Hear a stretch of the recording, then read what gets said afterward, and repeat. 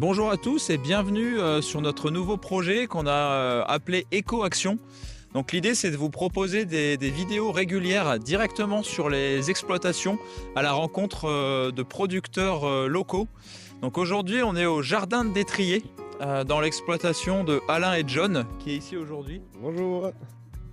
Donc l'idée en fait du projet c'est tout simplement de vous montrer qu'on peut mieux consommer au quotidien et apprendre à connaître tous nos producteurs locaux dans la région, donc notamment Savoie-Isère. Voilà, donc là on va commencer par une petite présentation de l'exploitation. Très bien, déjà, bonjour tout le monde. Du coup, moi c'est John, j'ai 34 ans, je suis maraîcher depuis début d'année là. J'ai commencé mon activité début d'année. Très bien. Et du coup, au niveau un peu de la surface et des différentes espèces que vous produisez, comment ça se passe? Alors du coup, on est en agriculture biologique, certifiée du coup.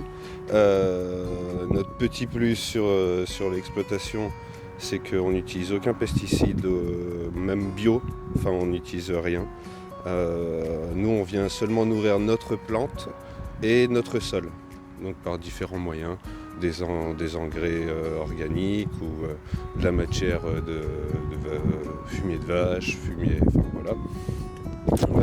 Et le but c'est nous on a à peu près plus de 50 légumes en production, donc c'est vraiment très varié au cours de la saison.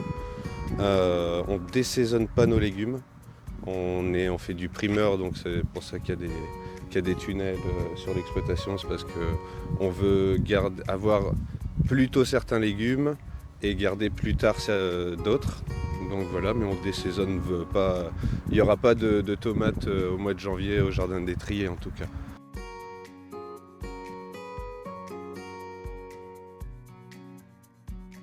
Très bien, donc là on vient d'arriver sur la première parcelle.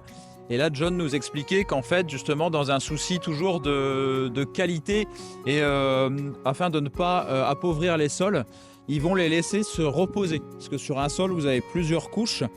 Et en fait, si le sol est trop travaillé, trop tassé, il ne va pas respirer et il ne va pas vous donner des bons légumes. Le sol va être moins fertile, va être moins intéressant. Et ça c'est un très gros souci aussi qu'on a dans l'agriculture intensive, où on vient martyriser le sol, l'exploiter sans arrêt et l'appauvrir. Et ensuite, on est obligé de mettre un maximum de produits artificiels pour faire grossir le légume de manière complètement artificielle et chimique. Donc là, l'objectif, c'est d'éviter tout ça. Donc là, on est en décembre. Qu'est-ce qui te reste en légumes là sur place? Alors là, il nous reste... du coup, on a 5 blocs de culture. Et donc, il y a des légumes qui sont dispersés un peu de partout. C'est justement pareil dans un souci. On ne met pas les légumes toujours au même endroit, on les fait tourner. Donc là, sur le bloc numéro 1, il nous reste plus rien. C'est fini. Bloc numéro 2, il nous reste les aléacées, donc les poireaux. Début de bloc numéro 2, il nous reste des choux, donc choux de Milan, il nous reste quelques choux-fleurs, du brocoli, et puis voilà. Ensuite, bloc numéro 3, il nous reste les cardons, les carottes, les navets, les radis noirs. Bloc numéro 4 là-bas, lui il est fini de cultiver, c'était les cucurbitacées, il y en a plus cette année, donc il est au repos. Et le bloc numéro 5 est aussi au repos. D'accord. Là, en plein champ, il nous reste 1, 2, 3, 4, 5, 6, 7, 8, 9 légumes. Voilà, donc là, ce qu'il est très important de rappeler, on l'a dit à plusieurs reprises, c'est que dans cette exploitation, ils respectent vraiment la saisonnalité du produit. Et oui, on ne peut pas manger n'importe quoi, n'importe quand, si on veut de la qualité. Ça, c'est vraiment ce qu'il faut comprendre. C'est vrai qu'il y a beaucoup de personnes souvent qui ont du mal à comprendre, qui veulent un produit à n'importe quel moment dans l'année. C'est forcément un gage de qualité en moins, un bilan carbone catastrophique et des problèmes de santé qui vont en découler derrière avec tous les produits chimiques. On créera beaucoup de contenu d'ailleurs sur cette chaîne par rapport à tout ça. Mais voilà pourquoi on a besoin d'effectuer une saisonnalité pour la qualité et pour surtout préserver les sols. Surtout que là, ils n'ont pas une très très grosse surface. Donc s'ils veulent garder leur sol de bonne qualité, il y a une rotation des cultures qui est mise en place. Et il y a des zones qui sont à nu pour que le sol puisse vraiment se reposer.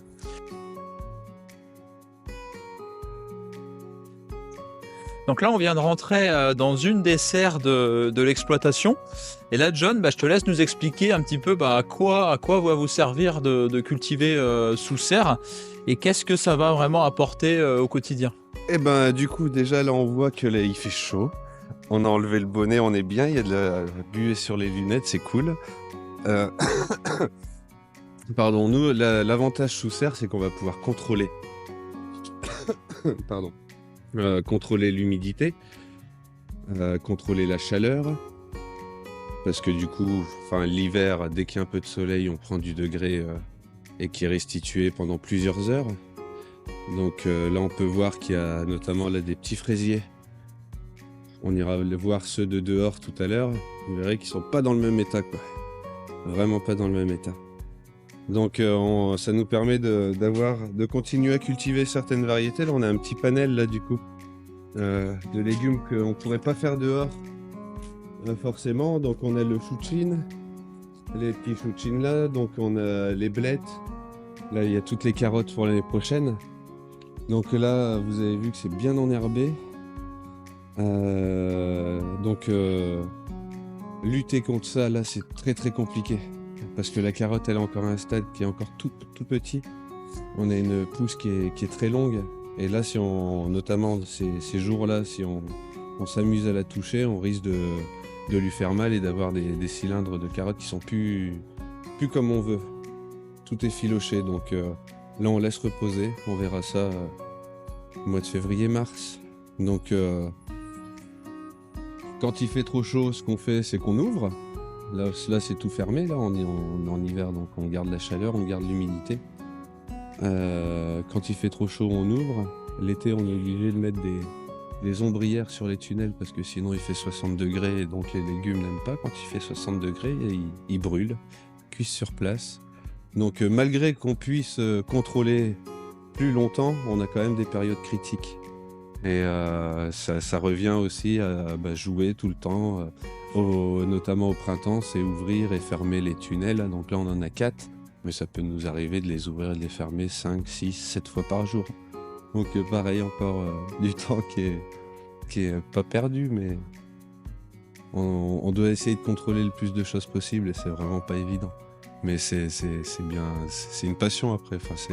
C'est vraiment cool de pouvoir voir manger ce qu'on fait pousser, de voir que les gens sont contents de venir ici, de se dire que nos légumes sont vraiment frais, c'est vraiment un super retour. C'est vraiment un super retour. Oui, c'est clair.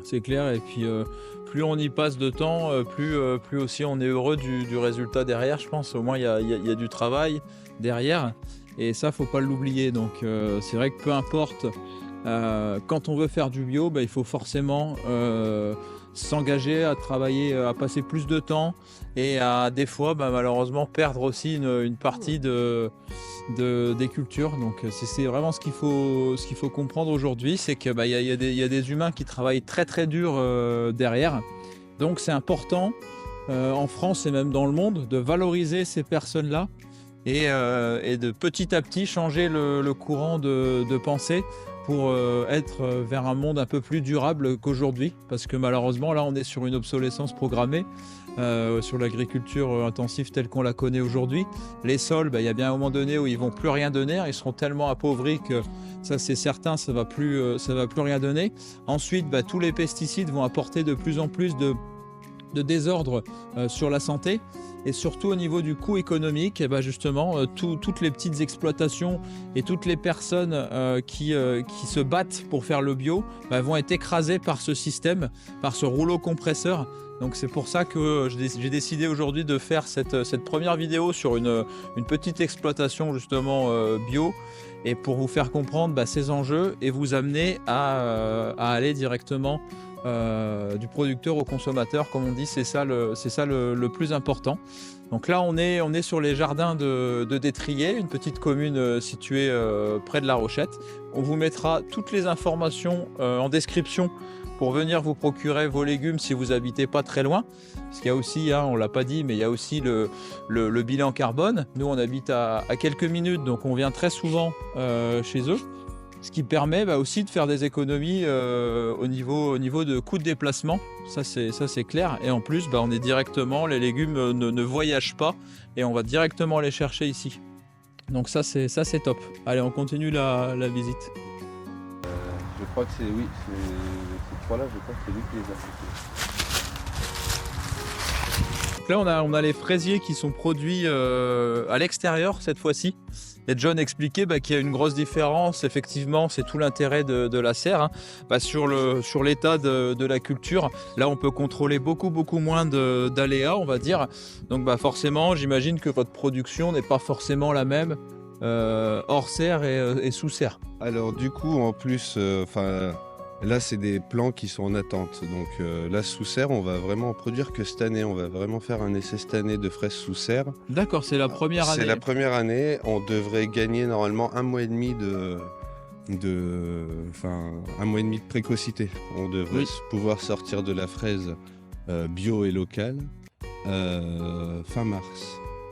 Si tout va bien. On verra. J'ai pas envie de tirer de plan sur la comète, mais normalement, ça, on va réussir à sortir de la fraise tôt l'année prochaine. Donc ça, c'est plutôt un bon point pour nous. On essaye justement de diversifier. Il y a aussi, ça avance pas mal au niveau des variétés. Il y a des choses qu'on arrive à faire maintenant qu'on ne savait pas faire il y a 20 ans parce que les variétés ont beaucoup changé aussi. C'est beaucoup plus stable. D'accord.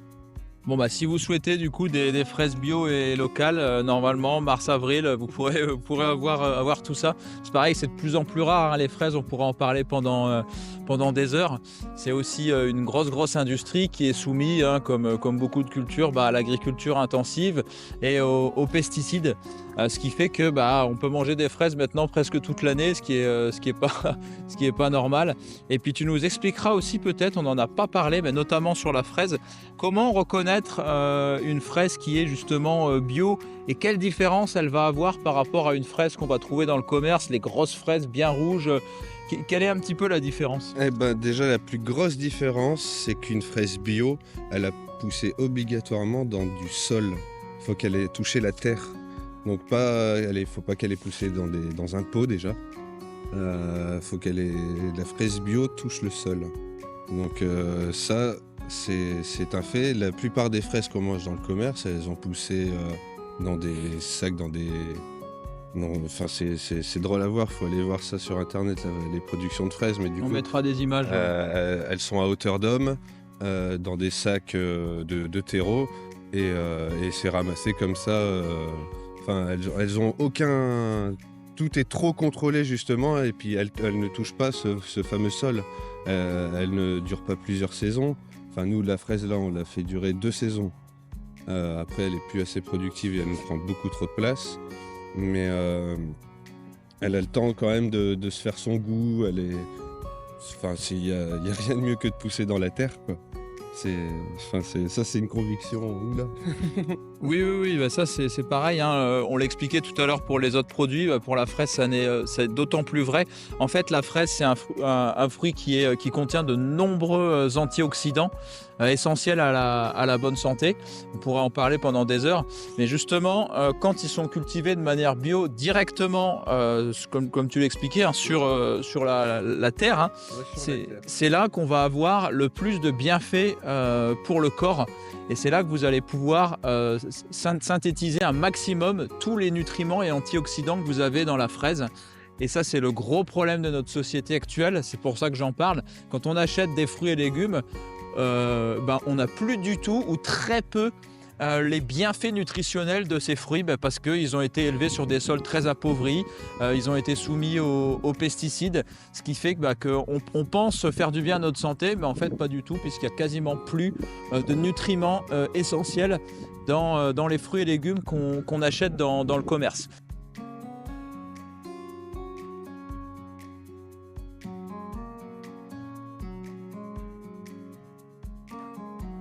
Donc là, on a une petite zone de stockage. Donc comme on peut voir, hein, c'est du matériel qui est encore assez minimaliste, hein, par rapport à ce qu'on peut retrouver. Donc forcément, ça va venir aussi beaucoup moins polluer que les énormes tracteurs et les énormes exploitations. C'est aussi pour ça que c'est important de se tourner plutôt vers des petites exploitations raisonnées avec de l'humain derrière, parce qu'on a forcément beaucoup moins aussi de dégâts sur l'environnement. Et ça, ils l'ont très bien compris, puisque ils mécanisent le strict minimum.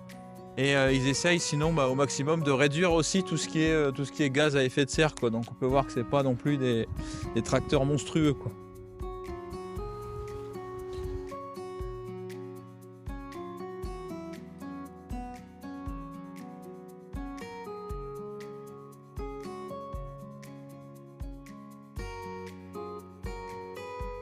Alors, nos poules, entre guillemets, elles sont toutes vieilles parce que c'est toutes des poules de réforme. C'est des poules qu'on sauve de l'abattoir. On a un collègue qui a, Ça, c'est bon à savoir aussi. ouais, qui a des poules, beaucoup de poules. Et du coup, tous les 1 an, on reprend un petit cheptel de poules. Et elles ont la classe, elles peuvent courir. Elles ont accès à vraiment pas mal de terrain, c'est cool. Top. Les petits fruitiers pour les protéger. Ouais, ça le fait. Ça le fait. Je crois, ou 1 hectare, même pas 5. Ah oui, d'accord. Et d'arbres, de pêche, de pommes. C'est vraiment un endroit que j'aime bien ici.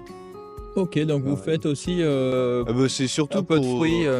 Oui, alors oui, là ils vont seulement rentrer en production d'ici 1 ou 2 ans. Oui, le but c'est après de pouvoir faire du coup. Ouais, c'est ça, ouais. Et puis ça nous fait de la diversité aussi. C'est important. Ici, là, ouais, on est dans un talus, là, on va dire. Nous, on pourrait rien en faire niveau maraîchage. Donc autant, au lieu de laisser soit pousser la forêt, autant essayer d'avoir une petite production, même si c'est rien que pour nous. Oui. Au moins, ça met de la diversité. Ça Ok. met de la diversité. Donc là, c'est pommes et pêche, tu disais. Pommes, pêche, ouais. Ok. Je sais pas s'il n'y a pas de la poire aussi, peut-être. Ok. Parce que là, ouais, faut encore attendre quelques années pour qu'ils puissent donner, quoi. A contrario, ceux qui sont dans les poulaillers, eux, cette année, ils ont donné fort. Ah ouais. Ah bah, En pommes. ouais, en pommes et en pêche. Ah Tu vois, regarde, ils sont pas du tout la même taille, quoi. Ah oui. On voit que les poules font quand même du bon boulot. Ça fertilise aussi. Ah, il y a un petit peu de fertilisation. C'est pas des ruches qui a là-bas, si, non? Ouais. Ah, vous avez aussi un Alors, tout petit. c'est pas nous. C'est un apiculteur amateur qui est venu nous voir s'il pouvait mettre des ruches. Ah, Et d'accord. vu que nous, ça C'est nous pas trop mal, intéresse, ouais, pour la pollinisation Ah bah aussi. c'est top, des... c'est top. Donc ouais, feu vert, ouais. Feu vert, c'est le genre de choses, c'est pour ça qu'il faut aussi se rapprocher des producteurs et tout. Ah bah oui. Parce que, Faut réseauter oui, entre producteurs, quoi. il y a des choses qui sont compatibles. Lui, il a 2 ruches, il savait pas où les mettre, il habite à La Rochette. Mais il voulait quand même vivre de sa passion. Ben nous, c'est pas pour les 3 mètres carrés de terrain qu'il va nous prendre, entre guillemets. Oui. Sachant le bénéfice que peuvent avoir ces abeilles sur Oui. nos productions. Hein. Ah bah c'est clair, avec la pollinisation. Donc, ouais, non, c'est cool. Ok, et du coup, il vient vendre son miel de temps en temps ici ou Eh ben, écoute, c'est la première année qu'il a installé. Là, cette année, il les a laissés tranquilles, il laisse faire un peu. Alors moi, je connais pas grand-chose. Mais pour l'instant, c'est de l'amateur. Je pense que c'est juste pour lui. Ok. Ouais, c'est une production personnelle, quoi. Nous, le miel qu'on vend à la ferme, c'est celui de Nathalie. Nathalie Ripper, qui est apicultrice à Détrier aussi.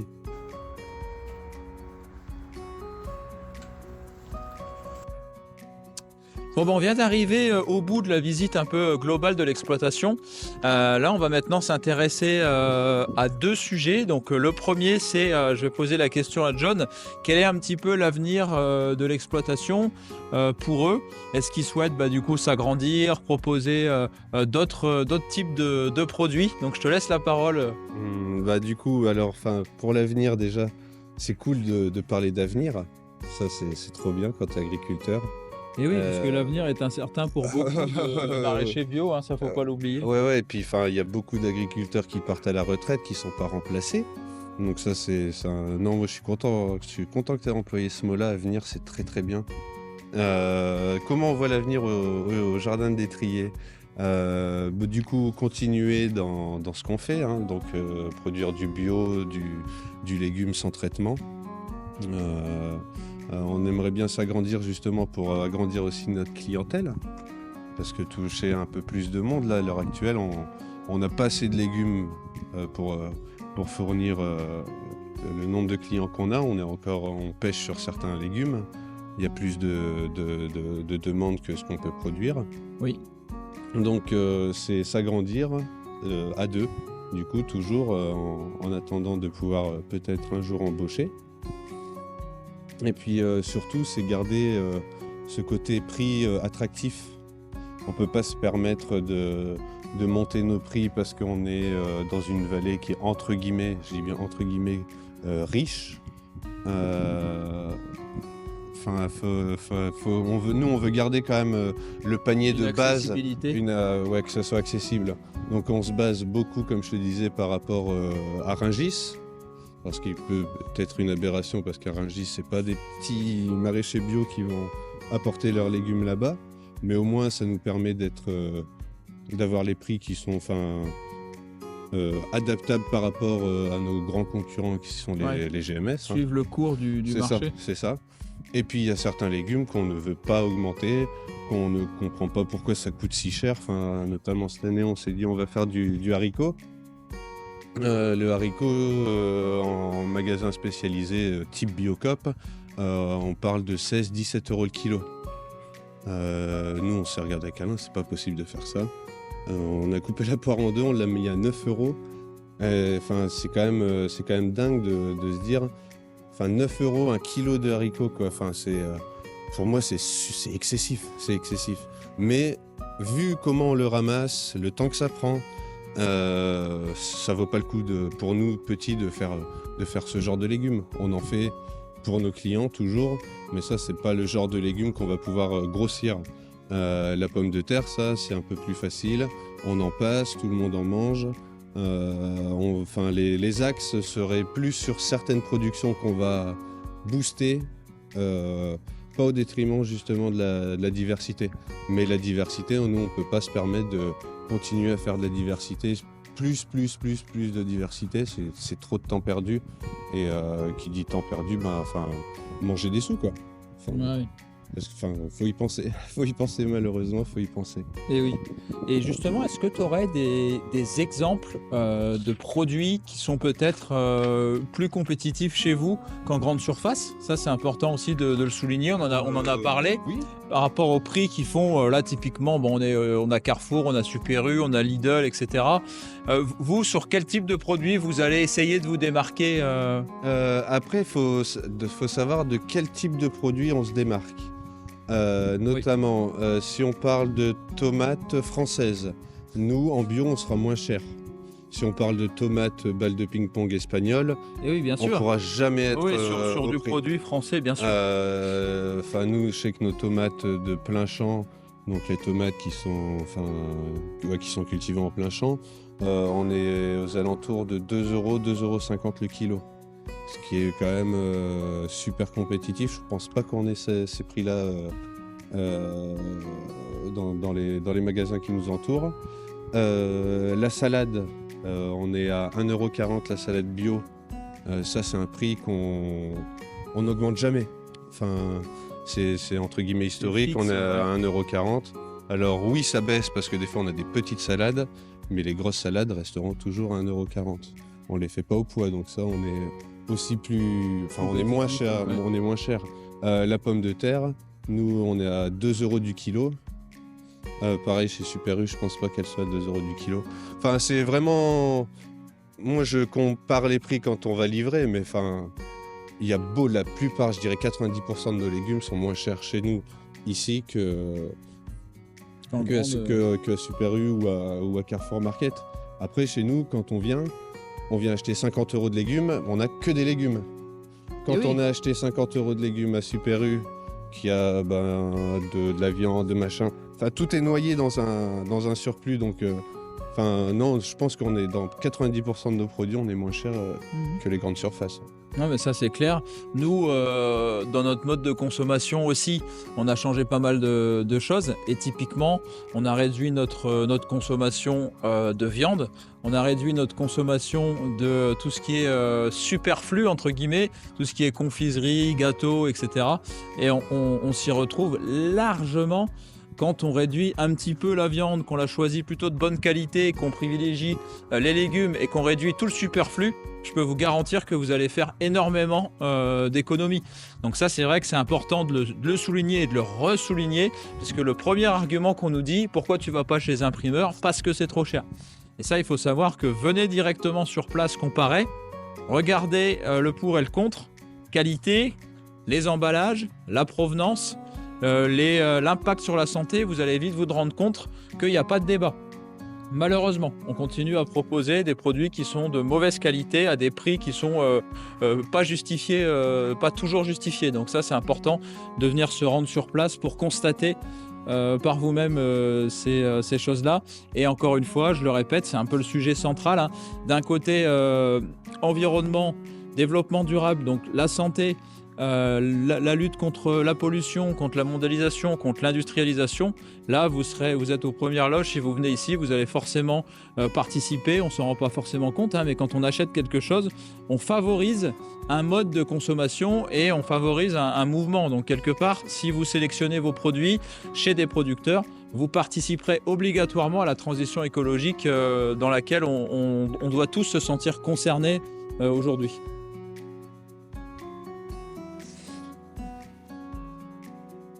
Donc là, comme vous expliquiez tout à l'heure, au niveau des prix, que c'était pas forcément plus cher d'aller sur du bio et sur des exploitations à taille humaine comme on est aujourd'hui. Là, typiquement, nous, on vient de prendre une cagette. Là, il y en a pour 18 € et je peux vous garantir que vous avez vraiment de quoi faire. Donc, on a pris pommes de terre, potimarron, du chou, des oignons, de l'ail. Donc il y a vraiment de quoi faire pour pas forcément plus cher, contrairement au supermarché, comme je l'expliquais, où il y a souvent un gros pouvoir marketing, où on va acheter toujours plus que ce qu'on en a besoin.